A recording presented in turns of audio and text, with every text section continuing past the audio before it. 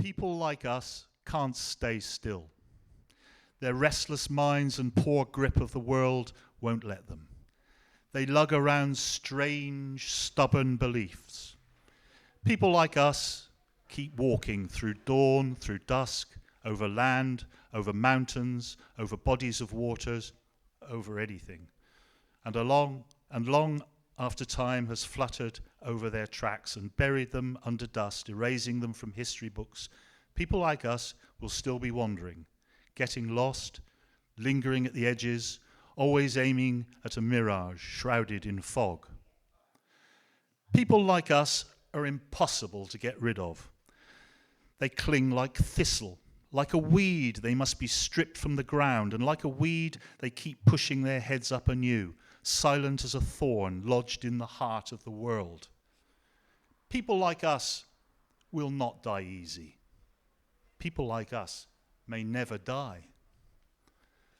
You'll forgive me for starting perhaps with that before welcoming you to Shoreditch Library. But I wanted to start the event with on an optimistic note, the optimism of the will. And that poem was a translation of a Livonian poem by Valts Ehrenstraets, and it was translated by Ryan van Winkle, a very good poet in his own right. And Livonian, which we will probably hear something about later on, is probably the smallest language in Europe. There are 20 or 30 speakers, 3 of whom are poets, unbelievably.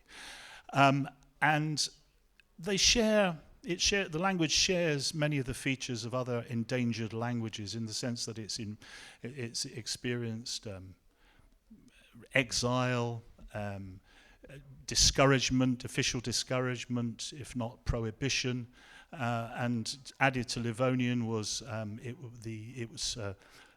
traditional livelihood of fishing had to be abandoned in the 1960s because of the Cold War.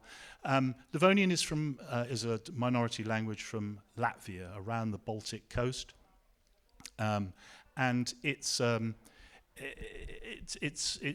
well nurtured by the Latvian government now, but obviously it is a very endangered language, although there are 20 more speakers than there were in 1974.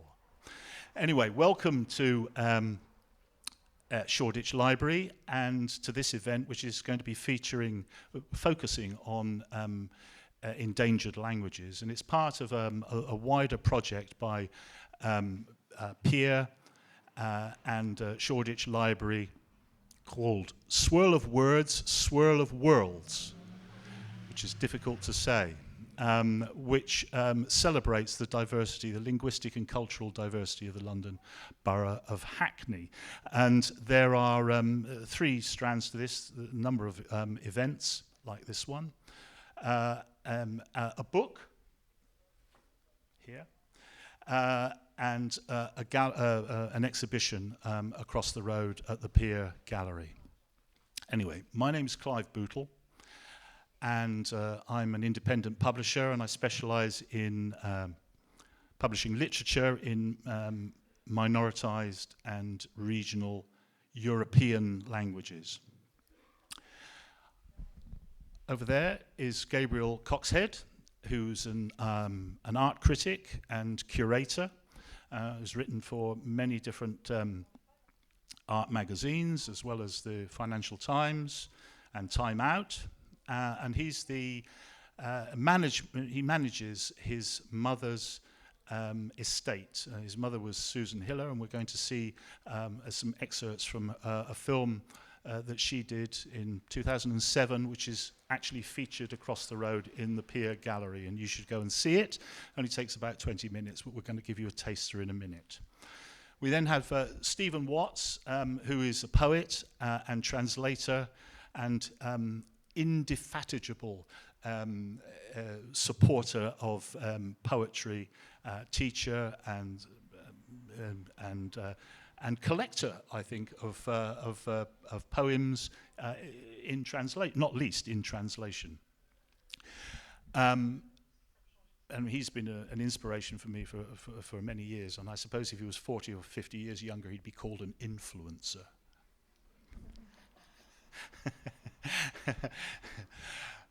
And now we've got Beatriz Ezkieta, who's a poet who writes in the Basque language, and she has lived in China, Indonesia, Hong Kong, Italy, and is now resident in the London Borough of Hackney. And she writes in Basque, as I said, and she'll be reading some poetry as we go along. But first, I'd like to ask Gabriel to introduce maybe the last silent movie, excerpts thereof. So this is actually an installation that Susan made in 2007, and it's available to see in full in Pier Gallery, and it is an orchestrated series of. I'm not going to talk about too much, just to give you a bit of background. It's an orchestrated series of people speaking endangered and extinct languages. And they are all types of people speaking. Sometimes they're, quite often they're the actual last speaker of that particular language. And they are stories and anecdotes and conversations and songs, and vocabulary lists are also given and so on. Please do bear in mind this is an installation, so it's designed to be seen in a cinema setting. So when you go in, it's a completely blacked out space, and we're going to see. It's 20 minutes long, and we're going to see. I think it's a 3 or 4 minute excerpt, which I think is the first 4 speakers. Can we play it, please?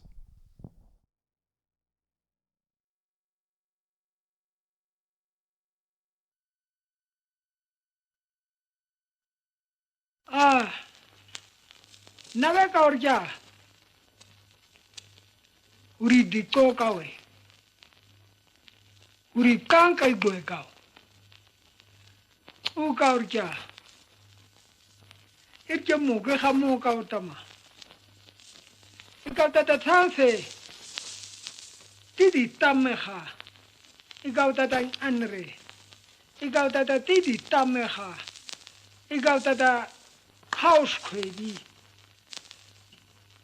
ye kup ke ha ga kubab na kubab tikau tata kana me ya khuba ipje eng hoda kweba kho khara re ipje eng hoda ba ire khu yi thi twa twa ba kau ye khu yi thi ikau yi yen hwa ka ye kup ke gwe ka ikau thwa an house khone kup ke han khai eta ta kai se tire kai ka na khuba ya khuba irje khoma kawa ehe ure kawa he se ka ta an re tita me kha muke kha kha ka more wa khuba humna ikita mogu ri ko te irta mi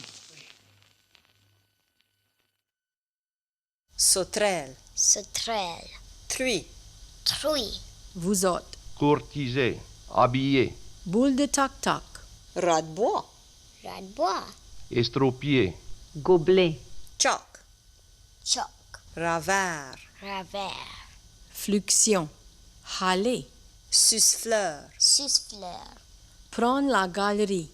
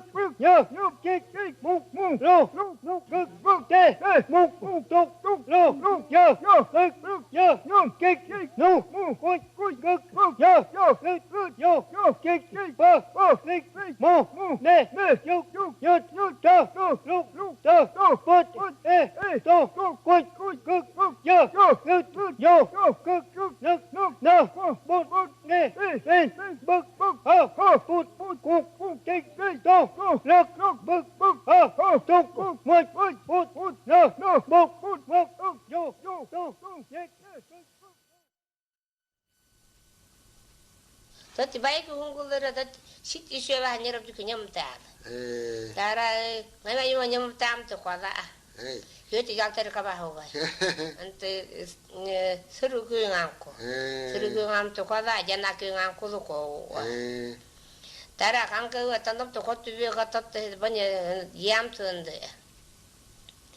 Yam tanda tur hala ngot manya. So, and then about 10 years after Susan had made the Last Silent Movie, she made a sequel piece, a companion piece called Lost and Found, which is, it's slightly different. If the Last Silent Movie was a meditation on loss and was about extinct or endangered languages, the narrative of Lost and Found is both, it contrasts differing fortunes of different languages. So it has both extinct and endangered languages, but then also leads into languages that had been extinct or dormant or whatever the classification may be, which have since been revived and whose fortunes have changed. And that's a half-hour piece, and it's the same idea, so it's not quite a black screen in this case. Here you have oscilloscope sound waves with translated text below. It's slightly longer, it's half an hour. I'm not going to show an extract today. I'm going to show 5, 6 stills from it. And I think they should be in the order of the progression through the work. So from severely endangered, Livonian is classified as dormant in this case. I don't know if you can read that from the audience, but that's Manx.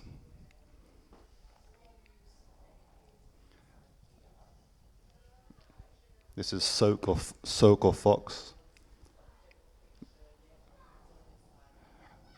And finally, Nu. I'm sure I'm pronouncing these languages completely incorrectly.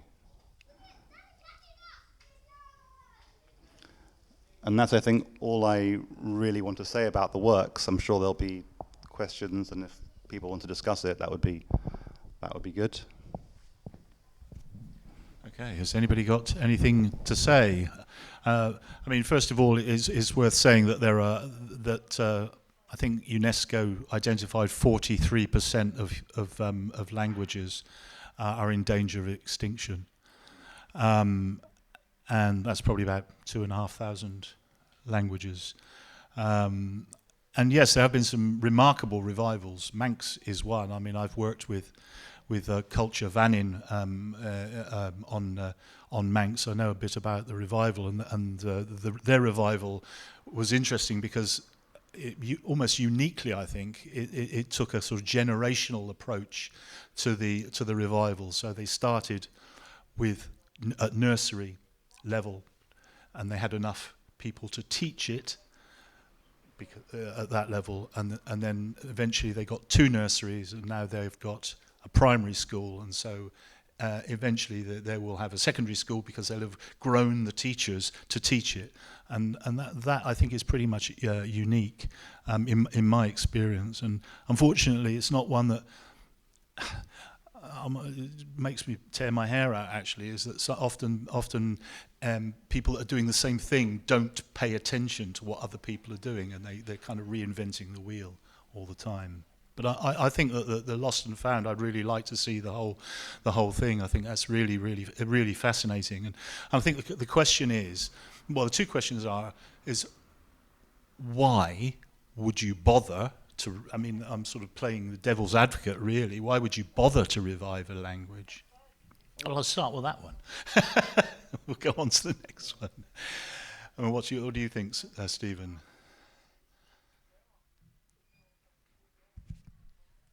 Yes. Well, I mean, for me, language is essential to what I feel as being alive or being human, if those words have any validity anymore.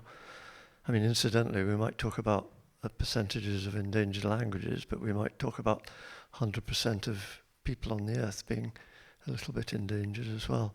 But language is essential to life for me, and poetry is essential to language.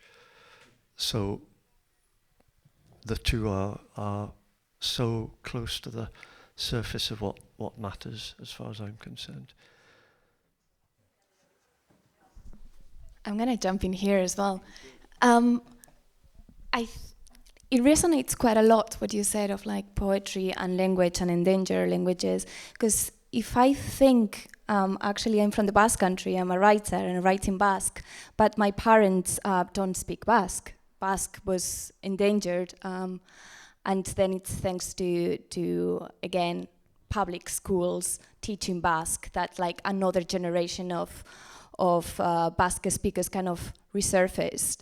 And a lot of it was through songs and through literature and things like that. But still, that process of revitalization through the schools and through the public teaching, it makes sense. Yes, now we're like over 1 million speakers, but most of us are second language Basque speakers. Still at home we speak Spanish, and then we speak Basque amongst ourselves with our friends, but it is not our mother tongue, right? Our mother never learned Basque. So the question is, when you revitalize a language, how many cases are there that like you manage to get mother tongue speakers and that you manage to, keep growing it in a more organic and beautiful way, as in just like teaching it to kids in school? I don't think it's the best way. So like that's why like songs and poetry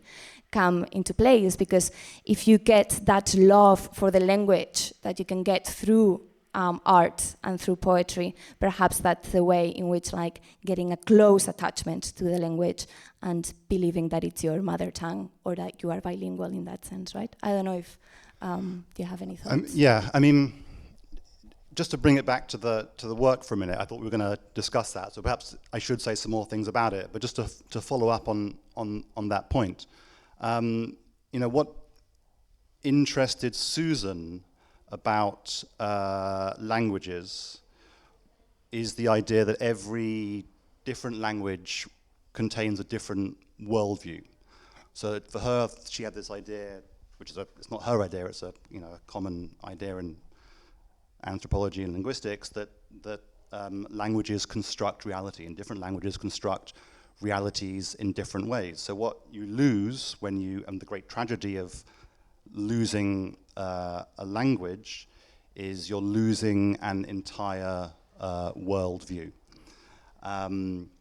And I think what I'm curious about, as a response to what's been discussed so far, is the extent to which, I mean, this is slightly going away from the work, which I would like to get back to soon, but the extent to which when a language is revived, if it's a language that has been fully extinct, the extent to which it's true that the worldview that language encapsulated is also revived, or whether it's a sort of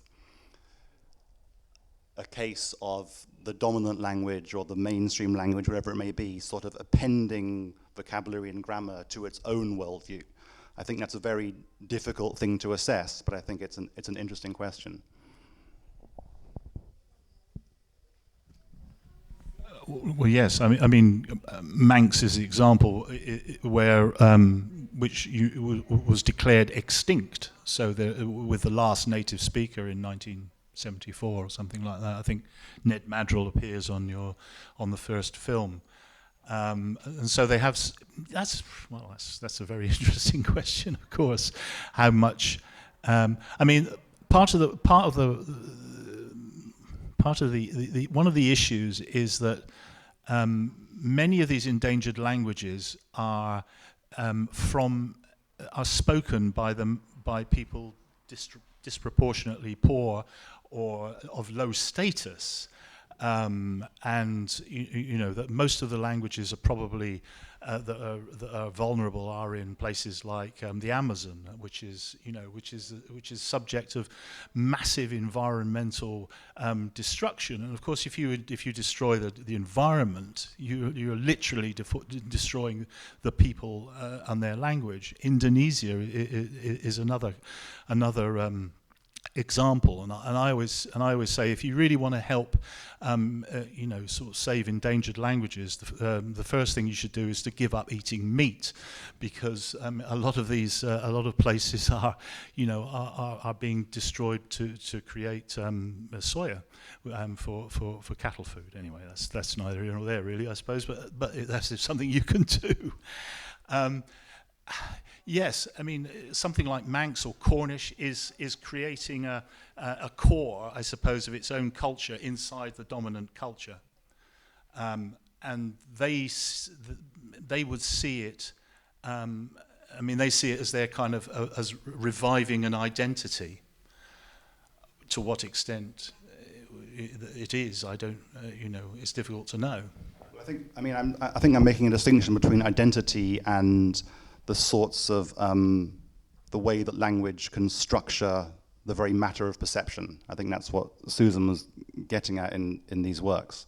And the example of Manx is interesting. So one of the reasons she made I think the second film, or the more recent work, Lost and Found, is that when she made the first piece, Last Silent Movie, Manx was classified as extinct, and that angered many Manx speakers who were working on a process of revival, and I think the UNESCO attribution was changed, and in this work, I think it's been, by the time she made Lost and Found, it's been upgraded to either critically endangered or severely endangered. I'm not quite sure which.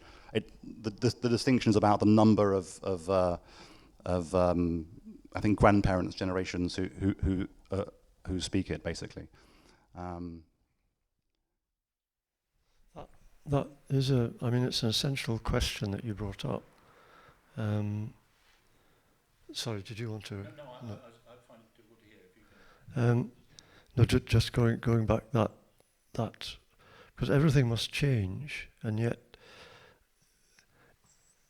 I think of Scottish Gaelic when you're saying all these things, because the sort of areas where Scottish Gaelic seemed most secure and most vital, with a living vitality, were in the Western Isles of Scotland. But in the past 10 or 20 years, and looking into the future particularly, that basis of the language is likely to get strongly eroded. One possibility of keeping it intact is by a percentage of those people without Scottish Gaelic moving into those islands and learning Scottish Gaelic. But it won't be culturally the same as people who learnt Gaelic by going to Céilís, learnt Gaelic by travelling locally by boat, who learnt Gaelic from the stories that their parents or grandparents told them. And yet it is a way of enabling the language not to die out. Yeah. I mean, I think there are two... there are two different aspects of language. I think you're talking about both of them here. One is that languages are repositories of knowledge, and there are lots of examples in both Lost and Found and The Last Silent Movie where folk tales are told and so on. But even more than that, the example that Susan often gave was of, I think, a Hopi language from the United States, where it's not the sun every morning, every dawn. It's not the sun that comes up. They have a different word for each sun that arises every day. Now that's just a kind of such a different way of structuring reality.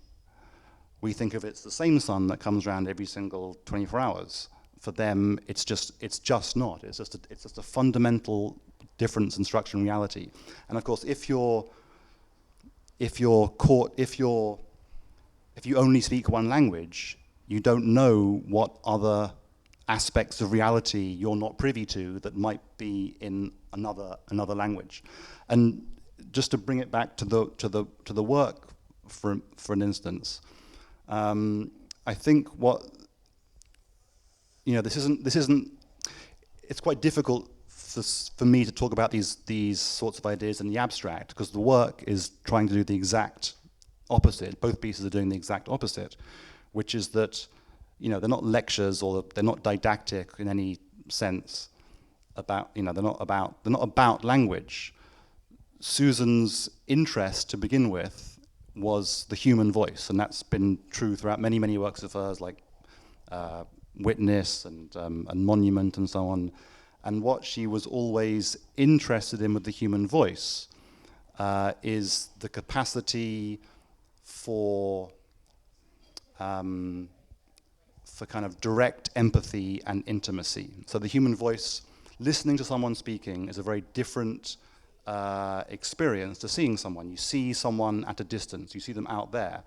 Whereas listening to someone speaking, the human voice is a form of touch. I mean, it's literally a form of touch. It's there, it's airwaves that are being emitted that are touching and resonating the listener's eardrums. It's literally a form of touch, and it's a kind of, it's the speaker's body being transmitted and touching the listener's body in some sense.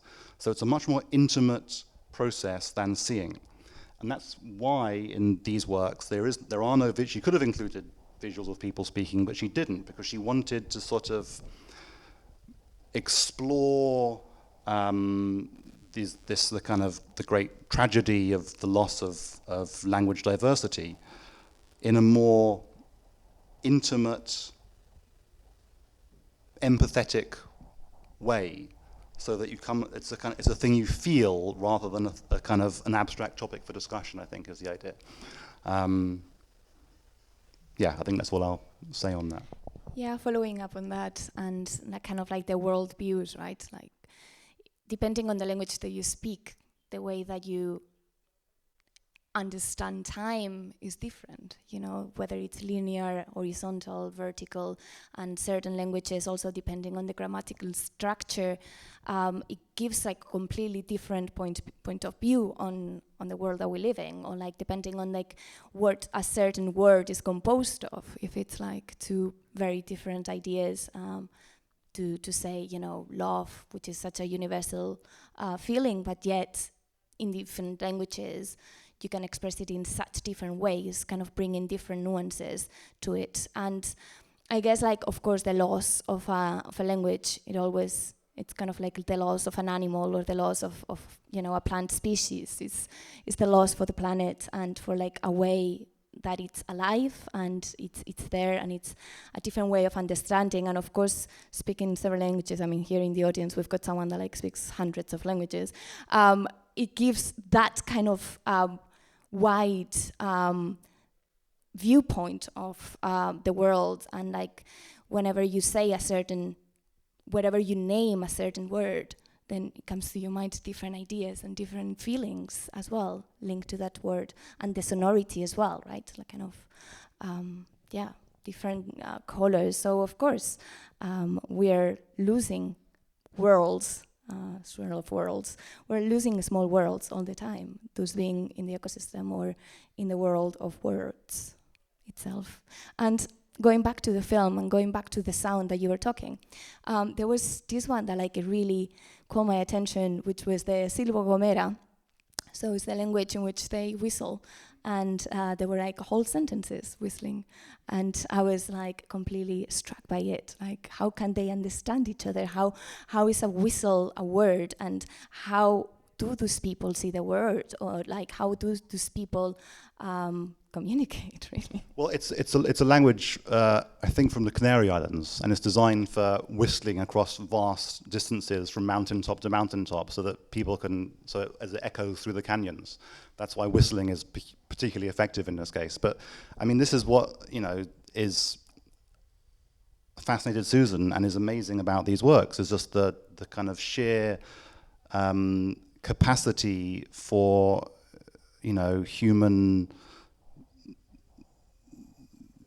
invention, imagination. It's not really, it's not a kind of conscious thing in that sense. I was looking for another word, but it's like a sort of this orchestration of sound, which is just magnificent to hear.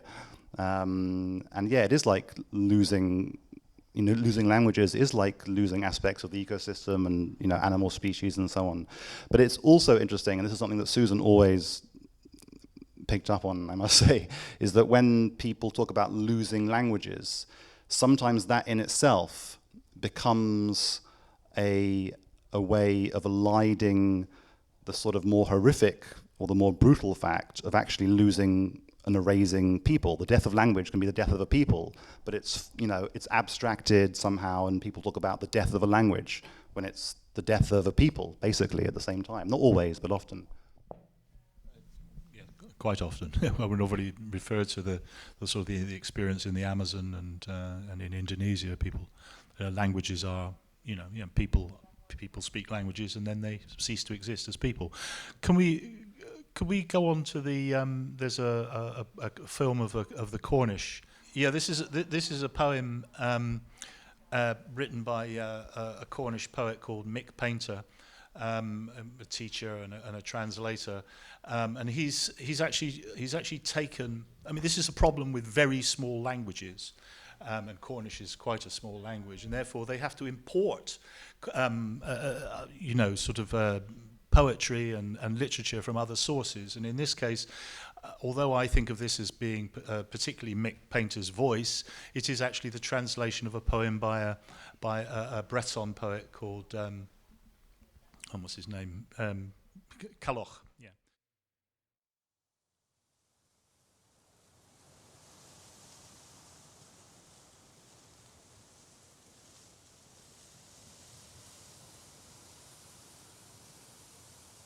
Me you Guinness in craze and more.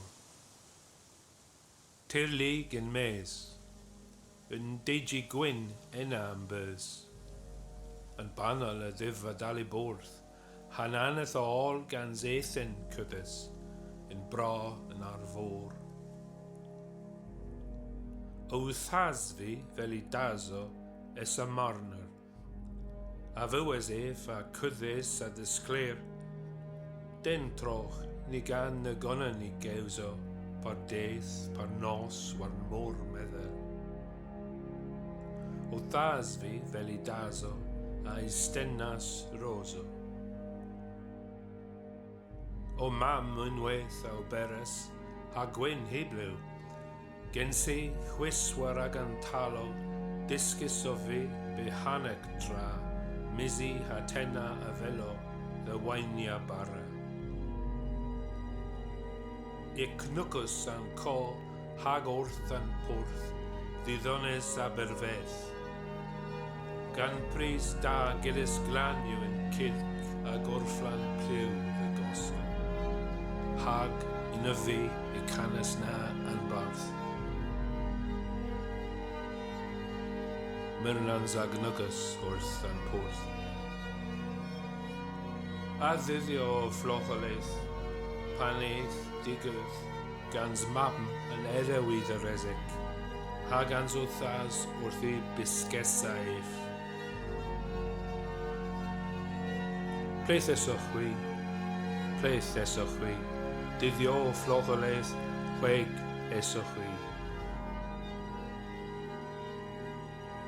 Me yw Guinness in craze and more, tir league in maze, yn deigi gwyn in ambers, yn banal a ddiv a dali borth, hananeth o all gan zeithyn cwddys, in bra an arfor. 'Tis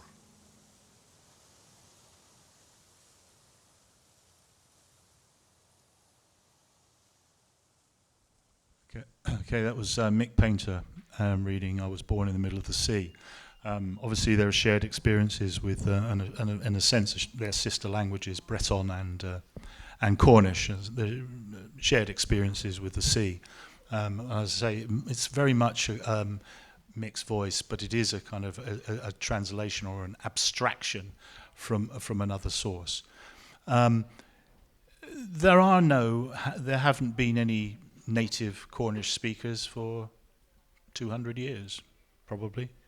Although that's somewhat contested. The last monoglot Cornish speaker died in 1790, but one could assume that there were people who were bilingual for the next 20 or 30 years. So, but this is contested ground. What's quite clear is that the language, the Cornish language, and it goes back to what Gabriel was saying, is a learned language, and therefore there are deficiencies probably in it because it's not the language of that was spoken by anybody within living memory. In fact, there are different.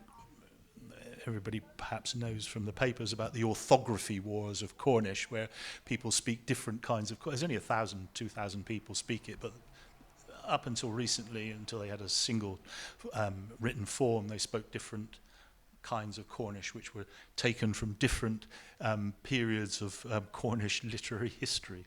So it's a kind of it's a curiosity really, but it is a real curiosity, but it's very, very, very passionately defended by, in Cornwall, who see, I mean, up until quite recently, I think, really, often had a sense, an English sensibility as well as a Cornish sensibility, and that's shifted over the last 20 years. Really, is now people really define themselves as Cornish and not English, and that's kind of interesting because that's the crux of the identity. The identity argument for language revival. Anyone else? No? Okay. We'll go on to hear some Basque. So B speaks Basque. As she's told you already, she speaks Spanish, and perhaps she didn't go into why. In a sense, she really why she writes in Basque, which has 1 million speakers, when she could write in Spanish, which has 600 million speakers. I mean, why do that? I mean, I think it's an interesting devil's advocate question. It's a really good question. I wonder why I don't write in English or in any other language. I started writing in Basque around 2011-12 when I was in China learning Chinese. And I was really far from home, and I was learning the most spoken language on earth. And at the same time, I felt that I needed, I was losing my Basque inside me. And in Basque, we have this saying that says, "Hizkuntza bat ez da galtzen, ez dakitenek ikasten ez dutelako, dakitenek hitz egiten ez dutelako baizik," which means a language is not lost because the ones that don't know it don't learn it, but because the ones that know it don't speak it. So I was there. I was feeling quite far away from home. I was speaking English with my classmates. I was speaking Italian with some friends I met there, and Chinese, of course. And I started losing my Basque, and I was feeling quite bad. So I said, the only person that I can speak Basque with is myself, and I have quite a lot to say. So I started writing it, and I started kind of writing poetry. I was born in a family of poets, so that kind of came natural. Both my parents write in Spanish. So writing in Basque also allowed me to have that intimacy with my poetry and not feel judged by my father. So yes, I guess on the one hand, it was in order to keep the language alive within me. And on the other hand, it was a language that offered me that intimacy and that privacy as well. Now, when the poetry gets translated into bigger languages, and now he can understand, it's different. It's a little bit coming out, right, somehow. But yeah, that's why I started writing in Basque. I guess it answers the question. Indeed, that does answer the question. So B has written 4 volumes of poetry, one of which is a bilingual translation into English called The Blue Line, which is, I suppose, meditations on imagined lives and imagined conversations on the Piccadilly line. And I don't think I'm going out on a limb to say that in 1,000 years of Basque literature is probably the first mention of Turnpike Lane tube station and the kebab shops on green lanes.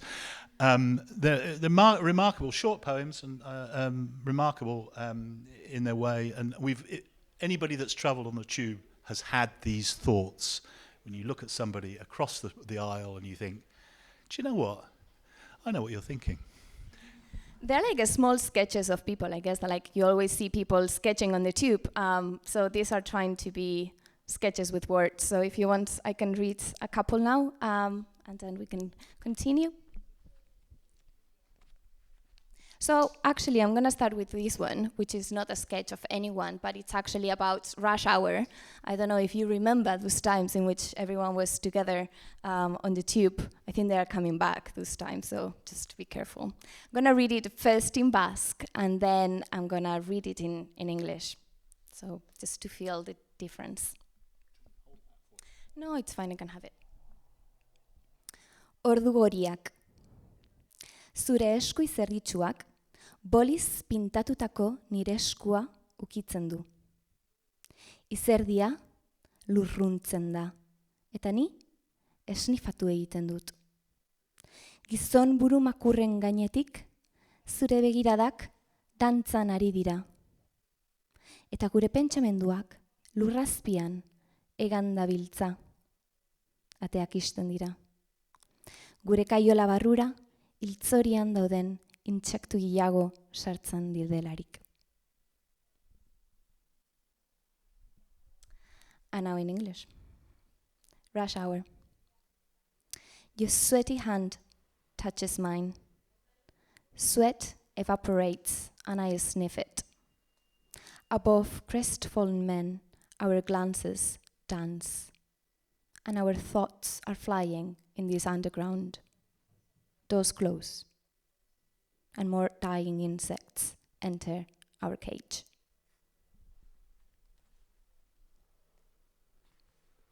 And now a couple of portraits.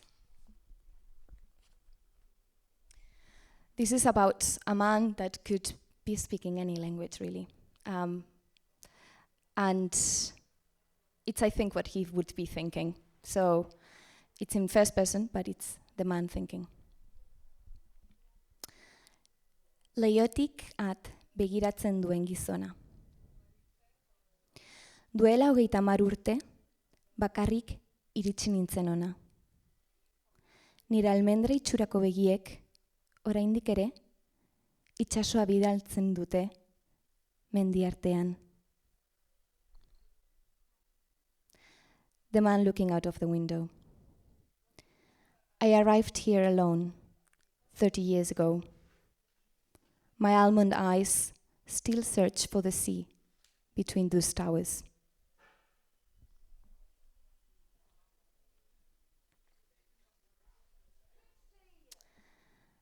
And this is another portrait about another man. And I am speaking to him in this case. Bizar beltz. Etxetik, ordu erdi lehenago, atera zarela pentsatzerakoan, ondo sentitzen zara. Egun sentia, iritsi baino lehen. Kale utxitatik ibili ziren. Eta egun osoan, etzen nuen egun sentia ikusi. Eta egun osoan, etzen egun sentia iritsi. Blackbird. When you remember that you left home half an hour before the usual time, you feel good. Before sunrise. You walk the empty streets, and the sun will never rise. And perhaps the last one of the book, before we read another one in Basque, but from another author.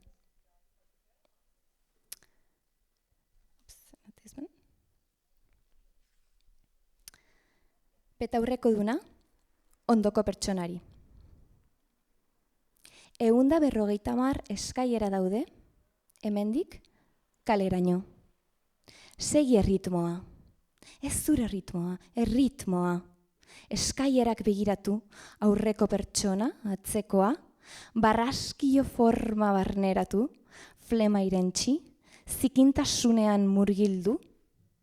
Egun batzuetan, zure hankak goraino igotzen dira. Baina zu, horbean geratzen zara. Egun osoan, negutzen, londeatzen. The man with glasses to the one in front of him. There are 150 stairs from here to the street. Follow the rhythm, not your rhythm, just the rhythm.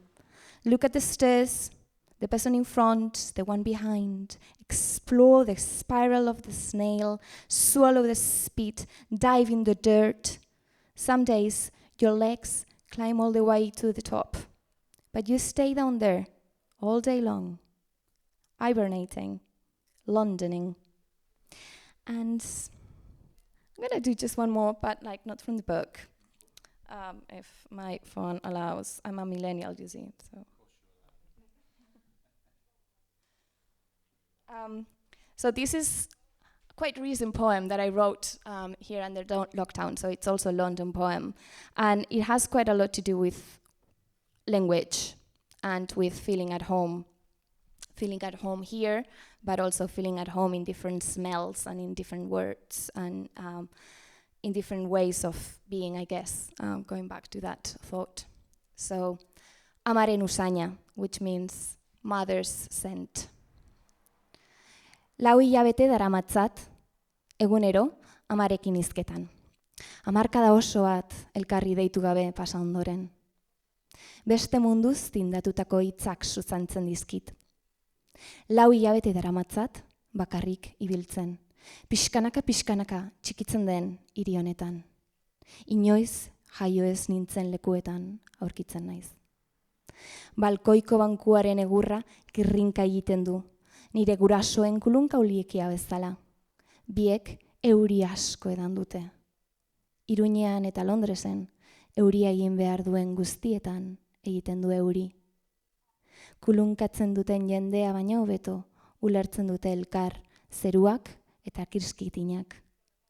Goiz batzuetan, nire gorputzak, nire amak ni txikia nintzenean zeukan usaina dauka. Egun horietan ez dut utxa hartzen, eta olerkiak idazten ditut. Goiz batzuetan, nire gorputzak, Tinderren ezagututako maitale ingelesaren usaina dauka.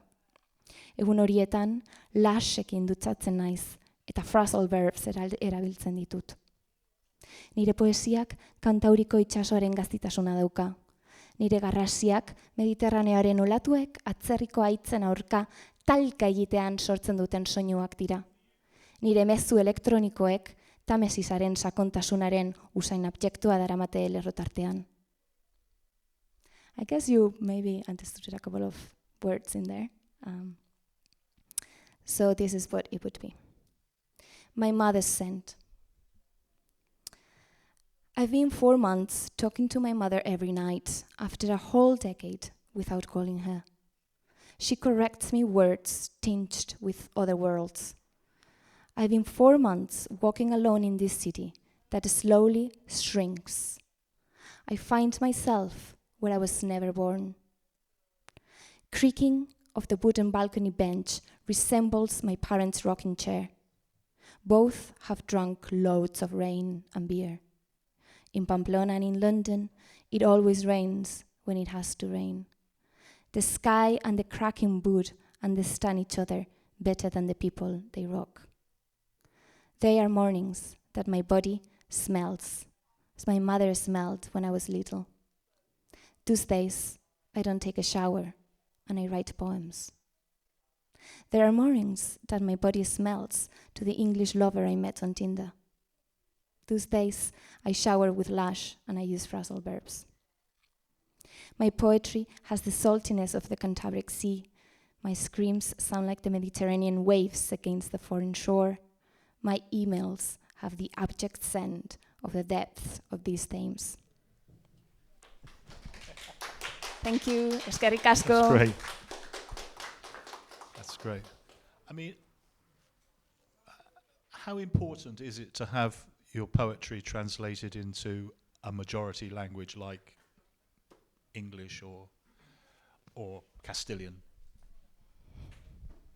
Quite important, I guess. I mean, it really depends what you want, right? In my case, it's important also, I guess, for my relationship with everyone around me. Like, I guess that if my whole world was just in the Basque Country, then it would be fine. But like, my world is outside the Basque Country, so I think it's also like the translation, it's important not only for events like this and of course for festivals, but also for my friends and my family to understand me. So yeah, in that sense, it's kind of like bringing part of you to another part of you. Right answer. Oh, sorry.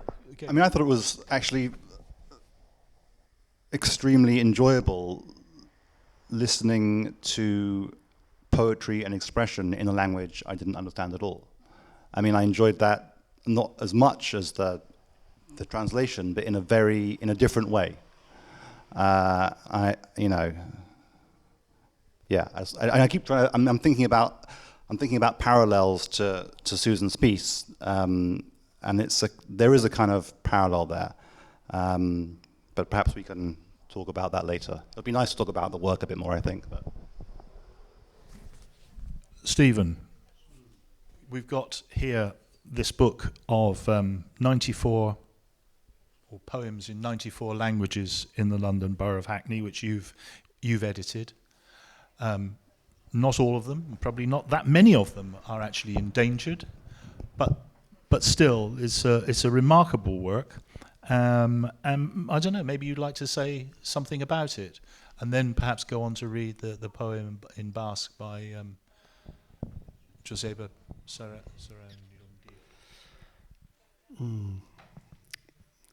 Yeah, there's so many things to say, Clive. First thing I want to say is it's wonderful for me to hear Basque poetry read in the basement of Shoreditch Library. That is enough for everything, as far as I'm concerned. I know it's important to translate from one language into another, and in a sense, particularly for identities and everything else, from a so-called lesser spoken language into a so-called much wider spoken language. But I love the other way around, actually. I've always loved the edges. I've always felt that the center is nothing if it doesn't know passionately its edges and empathize with its edges. Just as I feel that matter is nothing if it doesn't understand antimatter. That and that's why I said at the beginning, where I'm not diverging from the book, by the way. This is behind what made me do the book, and I think what made us want to do the book. But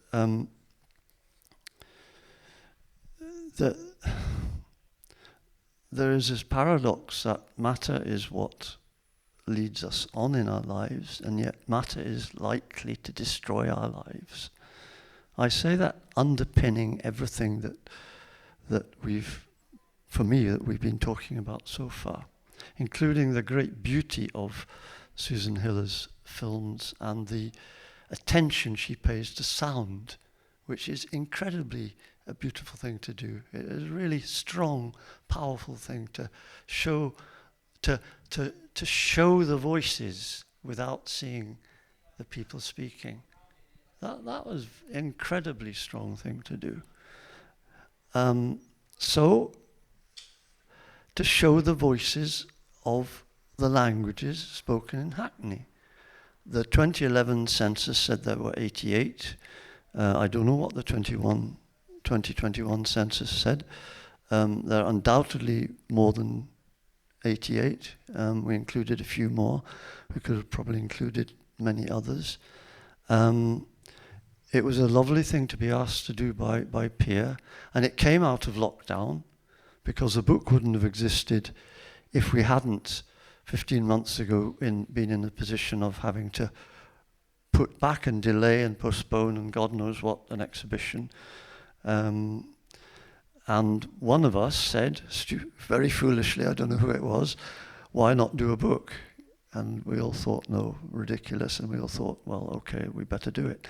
So that's where it came from. And yeah, it came, I'd happened to be, no, that's I think enough of about that. I mean, there are too many other things to say.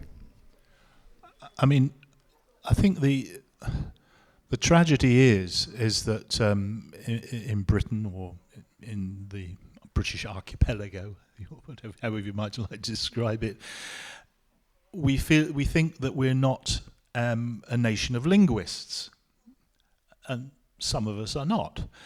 But I mean, the number of languages that are spoken in London, in Hackney, in where I come from, in Haringey and other boroughs, is vast.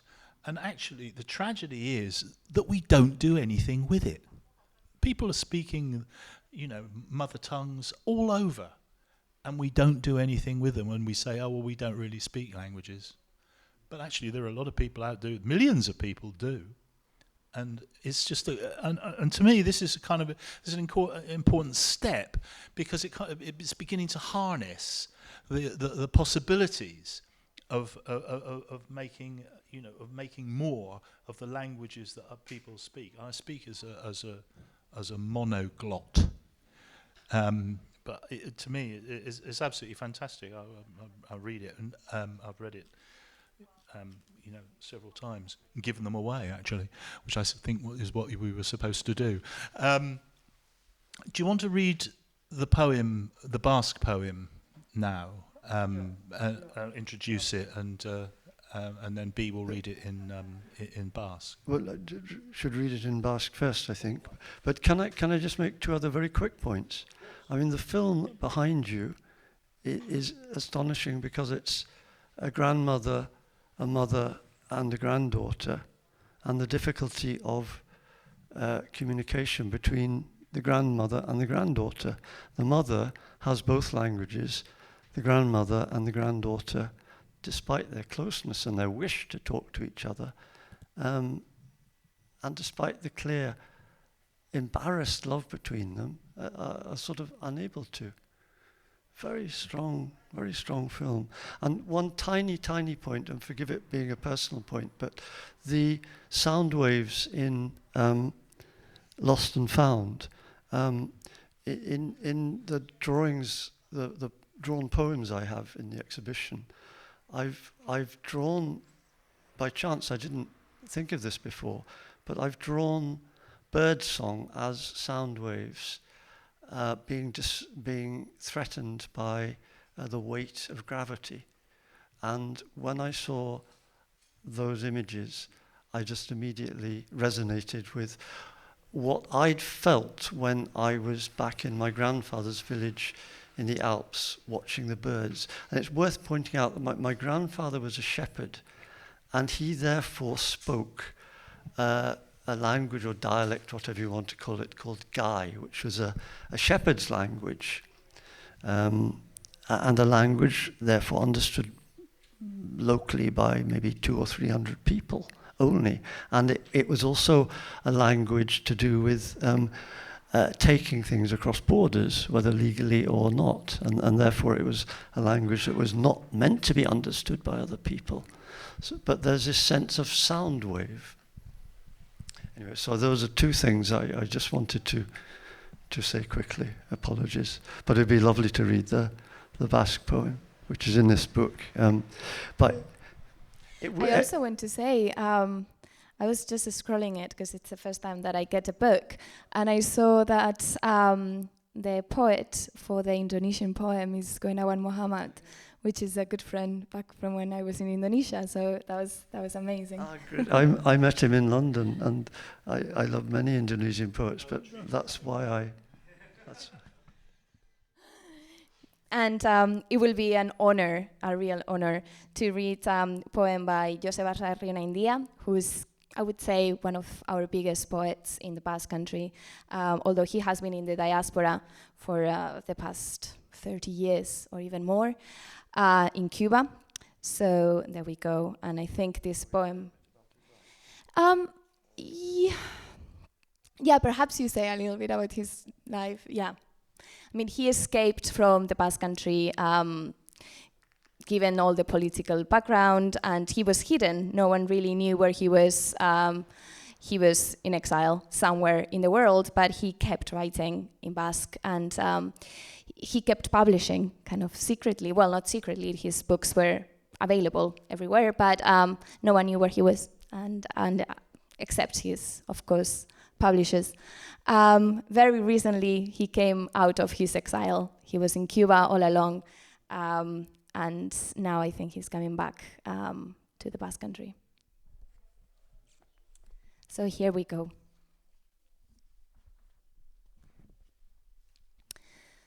Minotauroarenak. Nok, nok, nok, joditatea minotauroak. Garagardorik? Galdetu dit. Bere oizko bisitaren atxakia lez. Eta ozkailurontz noala esan dut. Ezin diagu erratolika egiten jarraitu. Garagardo hotz bana mai gainera atera, eta eseri garenean esan dit. Inork esan ez deuan gauza bat, esanen deuat. Eta idi begiz begiratu nau. Ez diagu aberririk aldean daramagunaz besterik. Bizitzeko nahi genuen aberria sortzeko, ahaleginean galdu diagu. Eta arrez gero, ez diagu ez genuena, ez nahi genuena. Minotauroa, bere apatxei begira, gelditu da une batez. Arrez gero, itzuli ez gero, ez gaituk ginenera itzuliko. Ez diagu nahi genuena ezagutuko. Erbestean ibiliko gaituk beti, sustrairik gabe, haizea bezala. Beste garagardo bana atera dudalarik, minotauroak jarraitu du. Ez gaituk bertakoak inon izanen, ezangoak, ez hemengoak. Gure ginak alferrik galduko dituk nahi non. Izan geure baitakoak ere ez gaituk izanen. Mila harik onuntz, aruntzka bultzatuak, ilusioarekin eta ilusiorik gabe, ala beharrez egiten dugun ibilean. Zutitu eta aldegin orduko erantzi du. Erbestean biziko gaituk edonon. Grekera zaharrez mintzatu zait, eta nik grekeraz batere ez dakidanez gero, ondo ulertu diot. Thank you. The Minotaur Speaks. The translation is by a dear friend of mine, Amaya Gabangsho.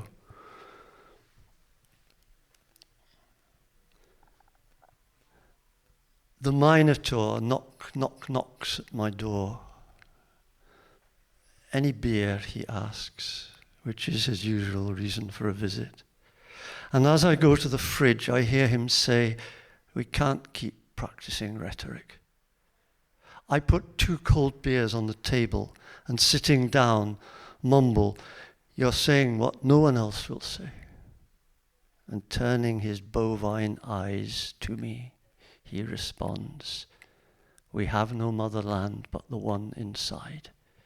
The motherland we hoped to create, we lost in the attempt. And since then, we don't have the one we had, the one we didn't want. The Minotaur stares at his hooves for a while and says, now, even if we return, we'll never be as we were. Nor will we ever have what we wanted. We'll wander aimlessly in exile, rootless like the wind. I take out 2 more beers, and the Minotaur goes on. We'll never belong anywhere.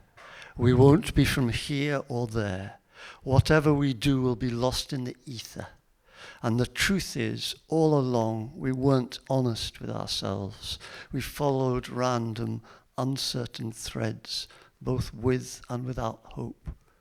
We made up our destinies as we went along. He stands up and before leaving adds, we will live in exile wherever that is. He addresses me in ancient Greek throughout, and though I don't know a word of it, I understand everything. What fantastic last 2 lines.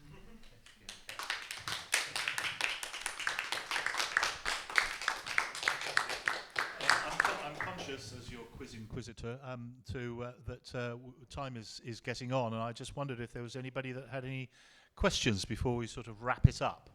Does anybody have any burning questions, or has anybody texted in with a question or sent a pigeon? No? Hey. No? You can take your masks off to do it. Yeah.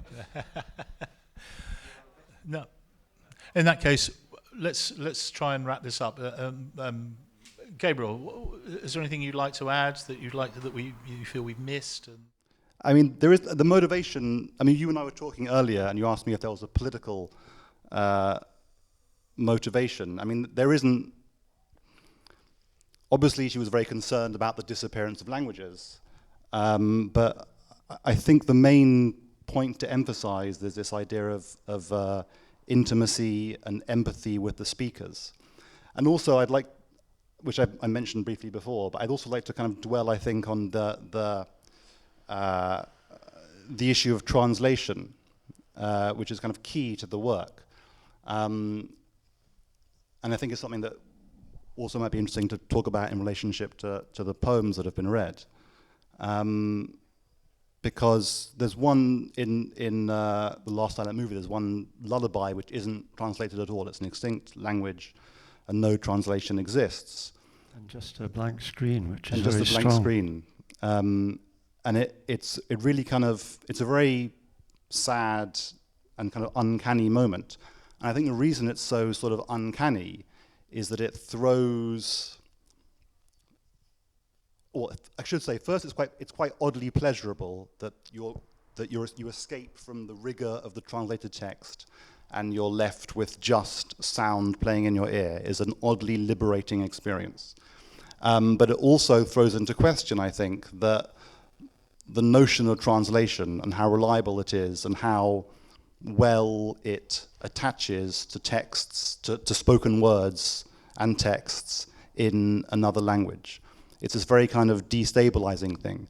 And I think part of the point of both works of Susan's is that as the works progress, you become more and more aware of this kind of gap between the spoken languages and the translated texts. The kind of pleasure, which I was referring to earlier, of hearing words spoken in a language that the play of which is completely foreign to one's ears. And the idea of it, the sense of it being regimented somehow and held in a language that everyone knows, or that you know as a viewer. It's a strange gap that opens up in the work. And if you go and see the work in the gallery space, it's a dark space that you're in when you're in the gallery, and you come out and everything is bright again, which is unsettling. And also you come out and suddenly everyone's speaking English, and it's this intrusion of familiarity suddenly, which is a startling effect of the work, I think. Can I pick up on many points you made there? Hoi. Although actually, when you come out of the gallery, you can hear people speaking in many languages. But the point taken. In the first extract from the film that's showing across the road, and it's about the longest extract as well. The speaker insists that the language he is speaking is a beautiful language, and says that this is not realized, particularly by, and it's a point made in 3 or 4 other of the contributions, by the English that is lying. And in a way, or not in a way, it's a very good point you're making, and that Susan Hiller was also very strongly making, that she's taking texts that were translated almost sociologically or academically, and yet she's dealing with, or she's trying to reflect words spoken by people who clearly have a passion about what they're saying, and not only have a passion, but have at times an almost perhaps desperate passion in knowing that the tongue they're speaking with is going to be pulled out or will die out. And so, it's a really strong point that she makes and that you're emphasizing here. I mean, so that first extract it's really interesting. So that was recorded in the field in South Africa. It's a South African language, and it was recorded on wax cylinder. This was in the 30s, to be taken back to because at the end of the film, at the end of both pieces, it lists all the sources for all the languages and so on, which is a crucial, and who was speaking them and so on, which is a crucial part of it. But he it was recorded on wax cylinder and was to be taken back to a conference of linguists in Belgium, which of course was a huge colonial power in Africa. So the speaker is not naive about this at all. He's taking this opportunity to say what he thinks of colonial powers and so on, but also tries to sort of stake this moment of empathy. He says, you don't speak my language, I don't speak your language. But, here where I'm living, we have a beautiful language, and, we're human beings too. It's this incredible moment of trying to bridge, of like using the voice to bridge across time and across space, which is indeed what the piece as a whole, by Susan is about. And that's why she led with this extraordinary voice. The story gets slightly more extraordinary in the sense that after this message was played on wax cylinder, the wax cylinder was then, as many of these voices are fated to do, ended up in a linguistic archive and was lost in the back of a cupboard for, I think, 60 years before being rediscovered. So part of what the Last Silent Movie is sort of trying to unearth is not just lost languages, but also languages that were recorded by linguists and anthropologists, only to be then lost a second time and kept out from public view and shut out in academic archives, which the public isn't allowed to access. So that's another finding of Sue. Yeah. Almost like the archive there is of seeds. Like there is this kind of archive in which like they gather seeds from all around the world, so for plants, and they're there, set in like a library somewhere, and we're in a library now full of books, but like unless someone reads them, unless someone plants those seeds, unless someone speaks them or uses them or like puts the film out there, or like what purpose do they have? They're just in a castle somewhere, kept safe, but is that safety what we want?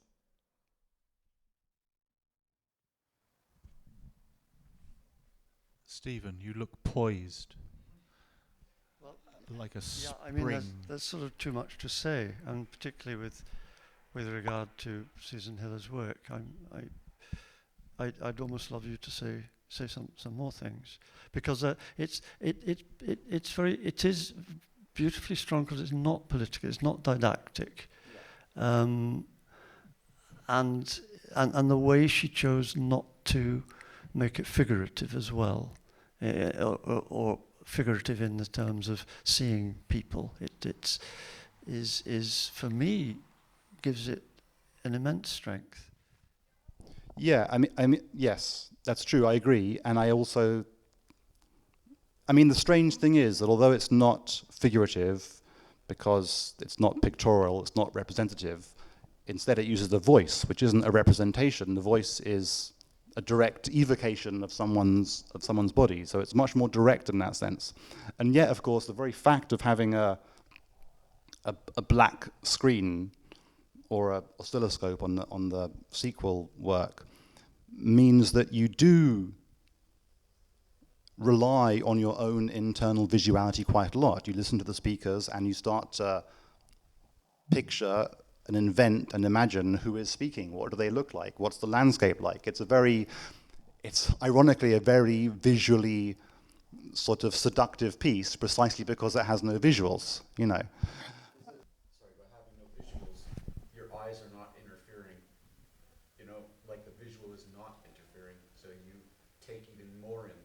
It's like someone who is blind will hear more, and someone who is deaf will see more. So in a way, I don't know if that was one of her ideas, but that's what happens to me when I sometimes close my eyes on purpose when I'm hearing music or listening to a poem, so I can nothing interferes. My visual thing will interfere too much.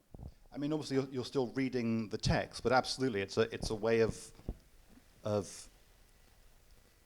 eliminating everything else apart from your own experience of translated text and the kind of sonorous quality of each individual language and how they differ. And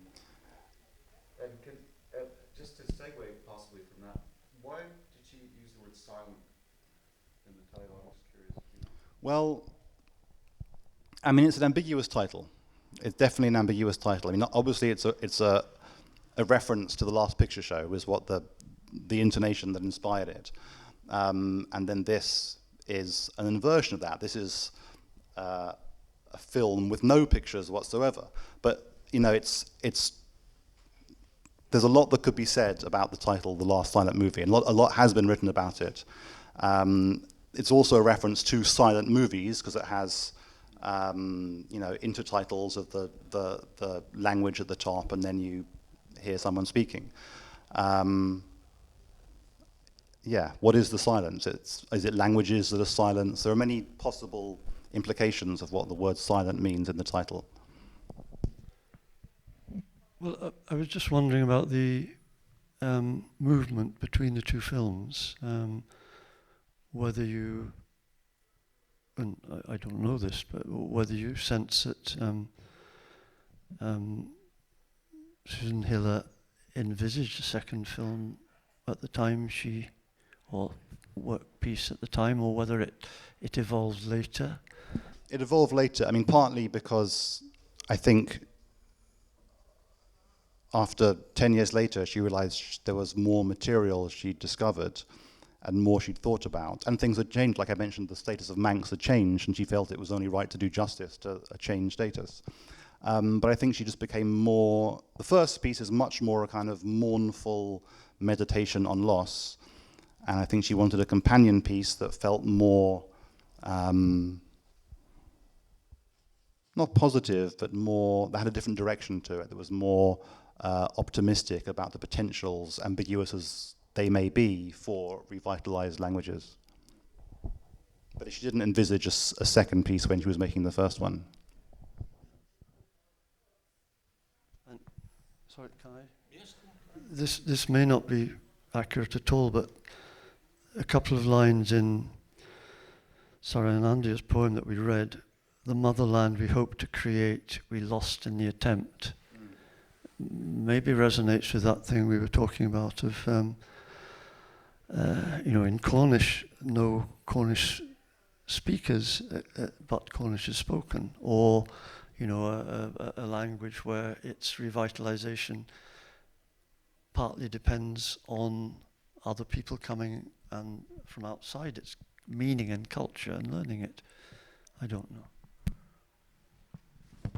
That's a whole other discussion about how languages are revitalized by by people from outside, which we won't go into now because we've only got 1 minute left.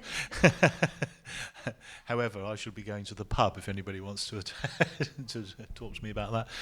B, is there anything, a final word that you'd like to say? Anything you'd like to say? I just wanted to thank you and the Arts Council, the library, Pierre Gallery, everyone involved for making this happen and opening the floor and the conversation and inviting me as well, giving me the chance to read Basque in my new home, Hackney. So yeah, thank you so much, eskerrik asko, and I'll be back for the next one.